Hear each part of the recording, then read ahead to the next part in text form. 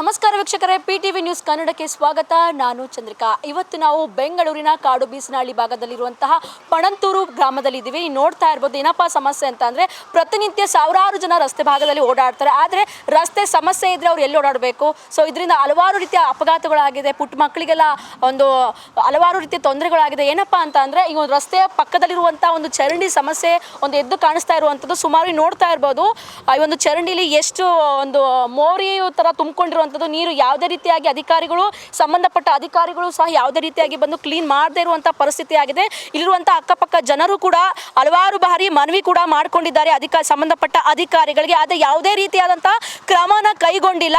So ನೀವು ಪಕ್ಕದಲ್ಲಿ ನೋಡ್ತಾ ಇರ್ಬೋದು ಸ್ಕೂಲ್ ಕೂಡ ಇದೆ. ಈ ಒಂದು ರಸ್ತೆ ಭಾಗದಲ್ಲಿ ಒಂದು ಸ್ಕೂಲ್ ಕೂಡ ಕಂಡು ಬರುತ್ತೆ. ನೂರಾರು ಸಂಖ್ಯೆಯಲ್ಲಿ ಸಾವಿರಾರು ಸಂಖ್ಯೆಯಲ್ಲಿ ಮಕ್ಕಳು ಶಿಕ್ಷಣ ಪಡಿತಾ ಇರ್ತಾರೆ. ಒಂದು ಸ್ಕೂಲ್ ವಾಹನಗಳು ಇದ್ದಾವೆ. ಬಟ್ ಸಂಚಾರ ಮಾಡುವಾಗ ಹಲವಾರು ರೀತಿಯಂಥ ಸಮಸ್ಯೆಗಳು ಕೂಡ ಇರುವಂಥ ಮಕ್ಕಳು ಸಹ ಎದುರಿಸ್ತಾ ಇರುವಂಥದ್ದು. ಸೊ ಅದೇ ರೀತಿಯಾಗಿ ಸುತ್ತಮುತ್ತ ಈ ಒಂದು ರಸ್ತೆಯ ಒಂದು ಸುತ್ತಮುತ್ತ ಎರಡೂ ಕಡೆಯೂ ಇದೇ ರೀತಿಯಾದಂಥ ಪರಿಸ್ಥಿತಿ ಎದುರಾಗಿರುವಂಥದ್ದು. ಈಗ ನೋಡ್ತಾ ಇರ್ಬೋದು ಯಾವ ರೀತಿಯಾಗಿ ಈ ಒಂದು ಸಮಸ್ಯೆ ಎದುರಾಗಿದೆ ಅಂತ. ಒಂದು ಚರಂಡಿ ಸಂಪೂರ್ಣವಾಗಿ ಒಂದು ಪೂರ್ಣಗೊಂಡಿರುವಂಥದ್ದು. ಅದು ಯಾವುದೇ ರೀತಿಯಾದಂಥ ಅಧಿಕಾರಿಗಳು ಮಾತ್ರ ಇದು ಕ್ಲೀನ್ ಮಾಡುವಂಥ ಒಂದು ಮುಂಜಾಗ್ರತೆ ಕ್ರಮನ ವಹಿಸ್ಕೊಳ್ತಾ ಇಲ್ಲ. ಇಲ್ಲಿರುವಂಥ ನಾನು ಒಂದಿಷ್ಟು ಜನ ಇಲ್ಲಿ ವಾಸಿಸುವಂಥ ಒಂದಿಷ್ಟು ಜನನ ಮಾತಾಡಿಸ್ತಾ ಹೋಗ್ತೀನಿ, ಏನೆಲ್ಲ ಸಮಸ್ಯೆನ ಫೇಸ್ ಮಾಡ್ತಾ ಇದ್ದಾರೆ ಅಂತಂದು. ಸರ್ ನಮಸ್ತೆ. ಸೊ ಎಷ್ಟು ವರ್ಷಗಳಿಂದ ನೀವು ಒಂದು ಪ್ರಾಬ್ಲಮ್ನ ಫೇಸ್ ಮಾಡ್ತಾ ಇದ್ದೀರಾ ಏನು ಅಂತ? ಮೇಡಮ್ ಇದು ನಾನು ಈಗ ಆಲ್ರೆಡಿ ಇದು ಈಗ ಶಾಲೆ ಪ್ರಾರಂಭ ಆಗೋಕ್ಕಿಂತ ಮುಂದೆನೇ ನಾನು ಇಂಜಿನಿಯರ್ಗೆಲ್ಲ ನಾನು ಇನ್ಫಾರ್ಮ್ ಮಾಡಿದ್ದೆ. ನೋಡಿ ಈಗ ರಜೆ ಇದೆ, ಮುಂದೆ ಮಕ್ಕಳಿಗೆ ಶಾಲೆ ಸ್ಟಾರ್ಟ್ ಆದ ನಂತರ ತುಂಬ ತೊಂದರೆ ಆಗ್ತದೆ. ಅವರು ಒಂದು ಟೈಮ್ ಏನಾಯಿತು ಅಂದರೆ ಇಲ್ಲಿ ಮಕ್ಕಳು ಇದೇ ರೋಡಲ್ಲಿ ಹೋಗ್ತಾಯಿದ್ರು. ಫಾಸ್ಟಾಗೆ ಏನಾಯಿತು, ಒಂದು 2 ವೀಲರು ಕಾರು ಏನು ಮಾಡ್ತು, ಆ ಮಗು ಕೊಚ್ಚೆ ನೀರನ್ನ ಮೇಲ್ಗಡೆ ಹರಿದು ಆ ಮಗು ಮತ್ತೆ ಮನೆಗೆ ಹೋಗ್ಬಿಡ್ತು. ಅವತ್ತು ಒಂದು ದಿನದ ಮಗುದು ಏನೇನೋ ಸ್ಕೂಲ್ದು ಪಠ್ಯ ಅದೆಲ್ಲ ಕಾರ್ಯಕ್ರಮ ಇದೆಲ್ಲ ಕ್ಲಾಸಸ್ಸಲ್ಲಿ ಮಿಸ್ ಆಯ್ತಲ್ಲ ಮೇಡಮ್. ಅದಕ್ಕೋಸ್ಕರ ನಾನು 3 ತಿಂಗಳಿಂದ ನಾನು ಫಾಲೋಅಪ್ ಮಾಡ್ತಾಯಿದ್ದೀನಿ ಮೇಡಮ್. ನಾನು ಆನ್ಲೈನಲ್ಲೂ ಕೂಡ ರಿಜಿಸ್ಟ್ರ್ ಮಾಡಿದ್ದೀನಿ. ಇದುವರೆಗೂ ಯಾರೂ ಕೂಡ ಇಂಜಿನಿಯರ್ ಈ ಕಡೆ ತಲೆ ಹಾಕಿಲ್ಲ, ಏನು ಅಂತ ಇದು ಮಾಡಿಲ್ಲ. ಒಬ್ಬರು ಕೇಳಿದ್ರೆ ನಮ್ಮದು ಟೆಂಡರ್ ಇಲ್ಲ, ದುಡ್ಡಿಲ್ಲ ಅಂತಾರೆ. ಟ್ಯಾಕ್ಸ್ ಎಲ್ಲ ಕಟ್ತಾ ಇರೋದು ಎಲ್ಲೋಗ್ತೈತೆ ಮೇಡಮ್? ಹಾಗಾದ್ರೆ ನಮ್ಮ ಹತ್ರ ಈಗ ದುಡ್ಡಿಲ್ಲ ಅಂದರೆ ನಮ್ಮ ಹತ್ರ ಟ್ಯಾಕ್ಸ್ ತಗೊಳ್ಬೇಡಿ ಬಿಡಿ. ಈಗ ಎಷ್ಟು ಟ್ಯಾಕ್ಸ್ ಬರ್ತೈತೆ ಈಗ ಮಾದೇಪುರದಲ್ಲಿ, ಈ ಮಾದೇಪುರ ಕ್ಷೇತ್ರದಲ್ಲೇ ಇಲ್ಲಿ ಈ ಪಣಂತೂರು ವಾರ್ಡಲ್ಲಿ ಎಷ್ಟು ಟ್ಯಾಕ್ಸ್ ಕಲೆಕ್ಷನ್ ಆಗ್ತದೆ ಅಂತ ನೀವೇ ಬೇಕಾ ಲೆಕ್ಕ ತಗೊಳ್ಳಿ.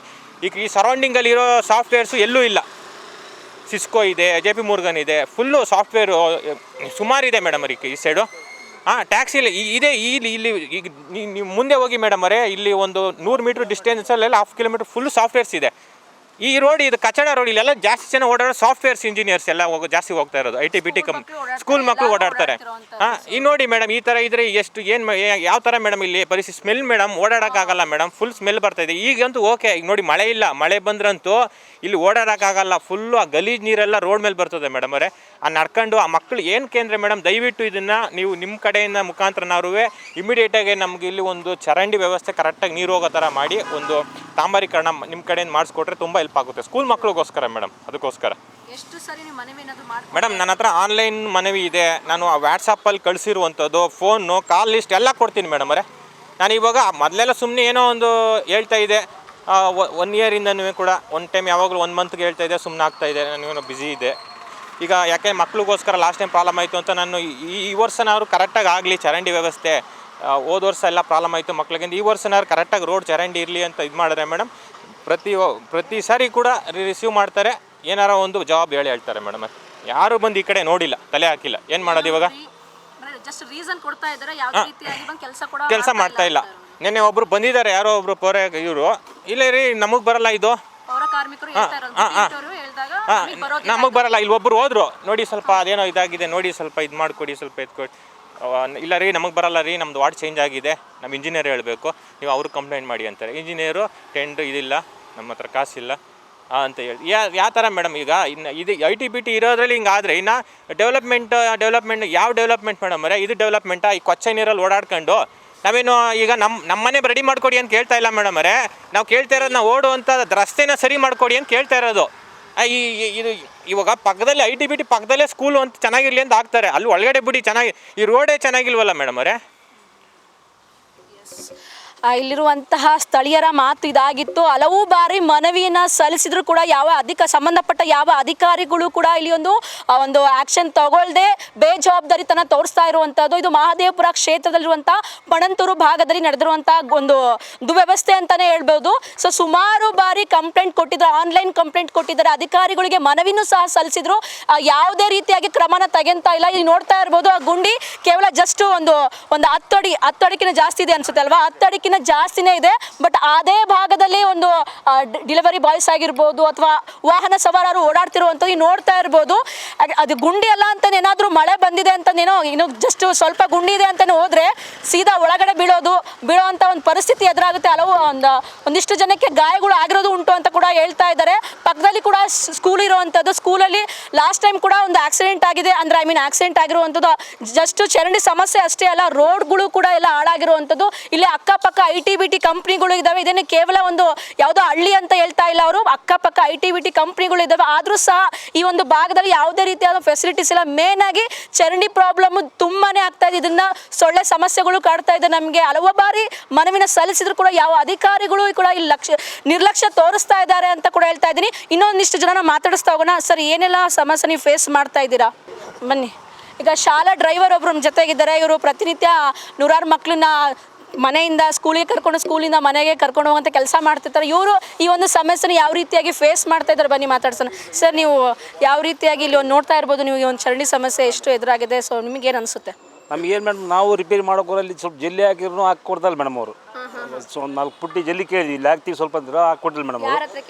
ಇವು ಬಿಲ್ಡಿಂಗ್ ಕಟ್ತಾರಲ್ಲ ಮೇಡಮ್ ಅವ್ರ ಹತ್ರ. ರೋಡ್ ಸರ್, ಇದು ರೋಡಿಗೆ.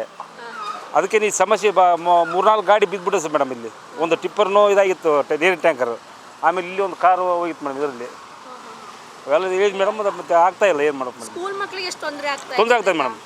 ಟ್ರಾಫಿಕ್ ತುಂಬ ಟ್ರಾಫಿಕ್ ಮೇಡಮ್. ಈ ರಸ್ತೆ ಸರಿ ಇಲ್ಲದೇ ಫುಲ್ಲು ಟ್ರಾಫಿಕ್ ಆಗುತ್ತೆ ಮೇಡಮ್. ಇಲ್ಲಿ ಮಧ್ಯಾಹ್ನ 2 ಗಂಟೆಗೆ ಬೆಳಿಗ್ಗೆನೆ ಫುಲ್ಲು ಟ್ರಾಫಿಕ್ ಆಗುತ್ತೆ. ಓಕೆ. ಸೊ ನೋಡಿದ್ರಲ್ಲ, ಡ್ರೈವರ್ ಕೂಡ ಒಂದು ಶಾಲಾ ಡ್ರೈವರ್ ಕೂಡ, ಬಸ್ ಡ್ರೈವರ್ ಹೇಳ್ತಾ ಇರೋವಂಥದ್ದು ಹಲವಾರು ರೀತಿಯ ಸಮಸ್ಯೆಗಳು ಆಗ್ತಾ ಇದೆ. ಸೊ ನಾವು ಕೂಡ ಒಂದು ಸ್ಕೂಲ್ಗೆ ಹೊರತುಪಡಿಸಿ ನಾವು ಹೊರಗಡೆ ಕೂಡ ಕಂಪ್ಲೇಂಟ್ ಮಾಡಿದ್ದೀವಿ ಶಾಲಾ ವತಿಯಿಂದ. ಆದರೆ ಯಾವುದೇ ರೀತಿಯಾಗಿ ರೆಸ್ಪಾನ್ಸ್ ಸಿಗ್ತಾ ಇಲ್ಲ. ಹಲವು ಬಾರಿ ಕೂಡ ಈ ಒಂದು ತೊಂದರೆ ಕೂಡ ಆಗ್ತಾ ಇದೆ. ಬಸ್ ಕೂಡ ಒಂದು ಸ್ಕಿಡ್ ಆಗಿ ಬಿದ್ದಿರುವಂಥದ್ದು, ಮಕ್ಕಳಿಗೆ ಕೂಡ ಗಾಯಗಳು ಆಗಿರೋದು ಉಂಟು ಅಂತ ಕೂಡ ಹೇಳ್ತಾ ಇದ್ದಾರೆ. ಜಸ್ಟ್ ಇದು ಮಹದೇವಪುರ ಕ್ಷೇತ್ರ ಅಂತ ಅಂದರೆ ಇದು ಕೂಡ BBMPಗೆ ಸೀಮಿತ ಆಗಿರುತ್ತೆ.